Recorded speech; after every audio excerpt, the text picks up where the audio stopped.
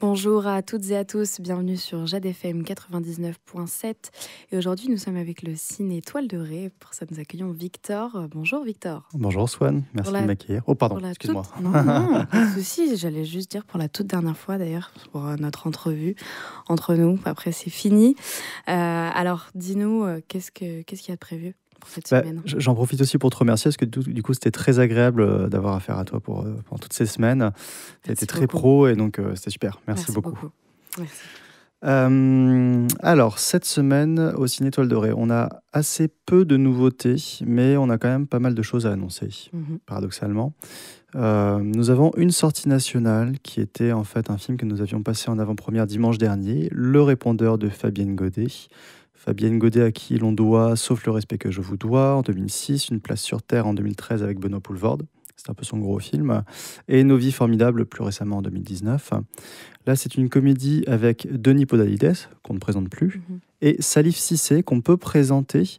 Et surtout, on peut dire qu'on va le voir pas mal à l'affiche prochainement, parce que j'étais à Cannes assez récemment, et je l'ai vu dans deux films, Météore d'Hubert Charuel, donc le réalisateur de Petits Paysans, et Love Me Tender.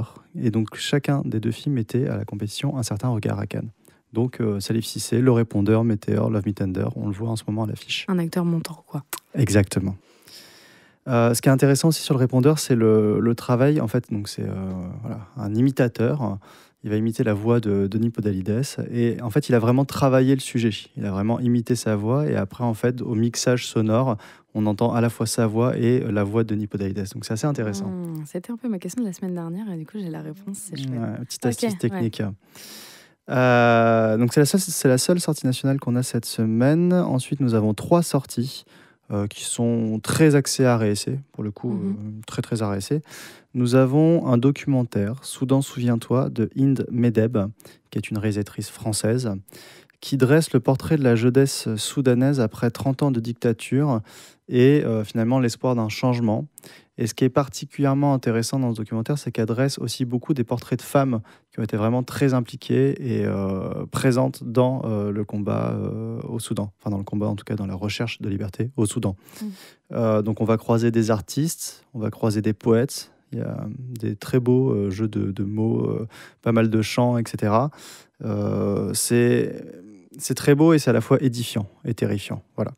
Ce sont du coup des vrais portraits? Ouais, tout à fait. Ouais. C'est un documentaire, donc elle a été vraiment filmée, la jeunesse au Soudan, la jeunesse et pas que, au Soudan, voilà. Ouais, parce que j'ai vu que c'était quelque chose qui revenait un peu au niveau de l'inquiétude, en fait, de cette fameuse paix qui était remise en question aujourd'hui. Ah oui, là, ils sont en guerre totale en ce moment. C'est la guerre des généraux. Et la guerre civile. Complètement, tout à fait. C'est assez dramatique. Donc, ça permet aussi de comprendre le conflit. Pas mal. Donc, c'est un documentaire très intéressant, Soudan, souviens-toi, et qui est très très bien. Nous avons ensuite Les Enfants Rouges de Lofti Achour, qui est un film tunisien sur l'histoire de 2 adolescents qui font paître leur troupeau dans la montagne et qui se font attaquer. Donc c'est d'après une histoire vraie. Ça relate surtout la barbarie terroriste et la dérive médiatique aussi qui s'ensuit, parce que du coup la Tunisie c'était vraiment ému de cette histoire et il y avait eu énormément de médiatisation dessus, et donc du coup le film parle aussi un peu de ça. Donc cap sur la Tunisie, et ce qui est aussi intéressant dans ce film, c'est qu'il a été tourné dans un dialecte local, donc les acteurs ont dû apprendre ce dialecte avant le tournage. Donc ce sont des acteurs de quelle nationalité? Tunisien. Excuse-moi. D'accord. Et le dialecte étant... Je ne sais pas ce que c'est d'ailleurs. Ok, d'accord, très bien. Parfait. Ensuite, donc, dernier film, nous avons Rumors, Nuit blanche au sommet, qui est un film, alors là c'est vraiment notre film OVNI de cette semaine. D'ailleurs, on pourrait peut-être dire OFNI pour objet filmé non identifié, je ne sais pas. Excellent. Qui est signé par 3 réalisateurs, Guy Madin, qui n'en est pas à son premier coup, et Evan et Galen Johnson, donc 3 Canadiens. Et c'est l'histoire donc des dirigeants du G7 qui se réunissent pour un G7. Et ça va prendre une tournure un peu spéciale parce que la sécurité n'est plus là autour et ils s'enfoncent dans une forêt assez mystérieuse. Je ne l'ai pas encore vu, ça me donne très envie. Tout le monde parle d'une satire politique parce que forcément c'est le G7. Les réalisateurs s'en défendent un peu, ils disent qu'ils n'ont pas voulu faire une satire, mais finalement il y a eu quand même beaucoup de rire quand ça avait été présenté à Cannes en 2024. Et c'en est peut-être une, et en tout cas, c'est une vraie curiosité, je pense, à aller découvrir. Dans une sortie qui est vraiment très confidentielle, on ne trouve pas ce film partout, et pourtant avec un beau casting, parce qu'on retrouve quand même Cate Blanchett, Denis Ménochet, par exemple. Ouais, j'ai vu la bande-annonce, c'est un peu mystique, en fait. Ouais, c'est le mot, ça c'est un peu... complètement mystérieux. Ouais, c'est ça. Ouais, Ok. c'est ça. Très bien. Je pense que ça va être très bien. Je vous conseille Rumors. Très bien, un beau film. On est bon au niveau des sorties. Ouais, on continue sur les continuations, peut-être ce qui reste dans votre cinéma. Ouais. Donc là, c'était les 4 sorties. Et après, en continuation, nous passons toujours Mission Impossible, The Final Reckoning, en VF et en VO. Alors, figure-toi que je l'ai vu hier pour la première fois, du coup, je ne l'avais pas encore vu. Ouais. C'est efficace, voilà, je l'ai vu en VO, c'est un peu mieux. Okay. C'est très efficace, je trouve qu'il y a quand même 2 scènes d'action assez magistrales, donc voilà, si vous souhaitez aller le voir, n'hésitez pas. Un film un peu long, il me semble, c'est 2h50. 2h50, ouais. Très bien. Ça va. On les voit pas passer. Un petit peu, mais ça va, Okay. c'est complètement correct. Parfait. Nous avons toujours en continuation Jeune mère des frères Dardenne, prix du scénario au Festival de Cannes. Nous avons La venue de l'avenir, toujours de Cédric Clapiche. Partir un jour d'Amélie Bonin, on avait adoré son court-métrage. Nous avons toujours également Lilo et Stitch pour les enfants à partir de 6 ans. Parfait. On a également une avant-première dont on n'a pas parlé. Tout à fait. Et donc là, toujours pour plutôt le jeune public, mais qu'on conseille à partir de 8 ou 9 ans. On dirait plutôt 9 ans, mais après on n'a pas vu le film, donc on ne sait pas exactement conseiller, mais le distributeur dit 8-9 ans. Le film s'appelle Dragon, et c'est donc du coup le live-action, parce que c'est quand même la mode des live-action, c'est le live-action de Dragon. Donc il y a eu Dragon 1, Dragon 2, Dragon 3, qui ont tous été faits par Dean DeBlois, alors j'espère que je dis bien son nom. En fait, il avait co-réalisé le Dragon 1 avec Chris Sanders, qui avait fait lui le robot sauvage. Et après, il a réalisé aussi le 2 et le 3. Et donc là, c'est lui qui est aux manettes du live-action de Dragon, qui, paraît-il, est très très bien. Je crois que les fans de la franchise qui l'ont vu ont adoré. Ouais. Et pour le pitch, alors moi, je ne connais pas Dragon, mais si j'ai bien compris, c'est des Vikings et des dragons tu connais peut-être mieux que moi d'ailleurs. Ouais, c'est un peu ça. Ouais. C'est des Vikings et des dragons, et puis il y a le personnage principal qui va rencontrer un dragon qui va se lier d'amitié avec lui, alors que c'est l'inverse. C'est censé être l'inverse. Ils sont plutôt ennemis de base. C'est ça, exactement.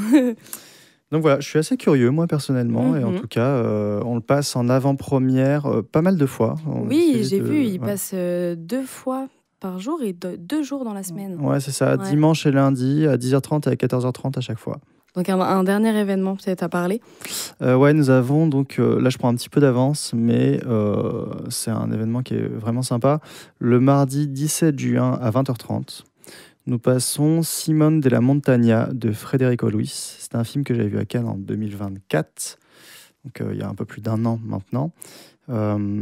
Très joli film en fait, un peu perturbant au début, parce qu'en fait c'est un jeune qui se fait passer pour autiste et qui intègre du coup une bande d'amis qui eux-mêmes sont des personnes handicapées. Et donc lui, il simule en fait, mais on ne sait pas vraiment jusqu'où va la simulation, où elle commence, etc. Mais en fait, le fait est qu'il se lie d'amitié avec eux, réellement et sincèrement, et ça rend le film super intéressant. Ça peut mettre mal à l'aise, et finalement, en fait, on rentre vraiment, on est happé par l'histoire. Et d'ailleurs, il y a une scène d'intro qui est vraiment magistrale. Pour cet événement, donc le mardi 17 juin à 20h30, nous recevons Marilyn Neveu, qui est en fait directrice des établissements et services de l'APARC. Donc c'est l'association des parents, amis et adultes handicapés de la région cholétaise. Elle est aussi fondatrice du festival Regard, Art et Handicap. Donc c'est un festival qui est à Cholet. Donc l'idée c'est de diffuser le film, puis après d'avoir une rencontre et un échange sur justement le handicap et le regard sur le handicap. Très bien, c'est un film, je sais pas, ça me fait écho avec un petit truc en plus. Ah oui. Alors non mais c'est vrai. Ouais. Et en fait, j'y avais pas du tout pensé, mais oui, complètement. Alors un petit truc en plus, il se cache dans un groupe et il simule. Ah non, c'est pas forcément de la trisomie, ils sont pas que trisomiques. Non, pas que. Et puis alors, il simule pour se cacher. Voilà, on connaît un peu l'histoire. 10 millions d'entrées, je pense que tout le monde l'a plus ou moins vu. Mais il simule pour se cacher. Là, il simule vraiment parce qu'il les adore, quoi. Enfin, oui. il y a c'est pour eux, quoi. Ouais. Et puis alors, on n'est pas du tout sur le registre de la comédie, même s'il y a des images un peu lumineuses, assez fraîches de temps en temps. On n'est pas sur le registre de la comédie, comme un petit truc en plus, quoi. Ok, parfait. Voilà. Et c'est en espagnol, Simone de la Montaña. Ok. Voilà. Alors du coup, cette fois-ci, on finit vraiment sur une petite annonce peut-être. Ouais, tout à fait. Alors on va révéler ça d'ici la fin de semaine, mais en juillet 2020, ouvrez donc le Ciné Toile de Ré, enfin le cinéma Saint-Gilles, mais le format 3 écrans, 3 salles de cinéma, donc en juillet 2020. Et donc là, on va fêter les 5 ans d'ouverture tout le mois de juillet. Ça va commencer le 6, ça se termine le 30. Et on a pas mal d'événements intéressants à annoncer. Donc là, je ne vais pas vraiment tout dévoiler aujourd'hui, mais on aura du cinéma plein air, du cinéma-concert, enfin du ciné-concert, des rencontres, des conférences, des films cultes, des animations jeunes publics. Il y en aura vraiment pour tous les goûts. Donc, ce sera du 6 au 30 juillet et les dates précises sont à venir sur notre site internet d'ici la fin de semaine. Très bien, parfait. On en parlera un petit peu plus peut-être avec Jim les semaines qui suivent. Merci beaucoup, Victor. Merci à toi, Cette Swan. semaine cinéma et bonne semaine à tous. Merci. Merci, au revoir.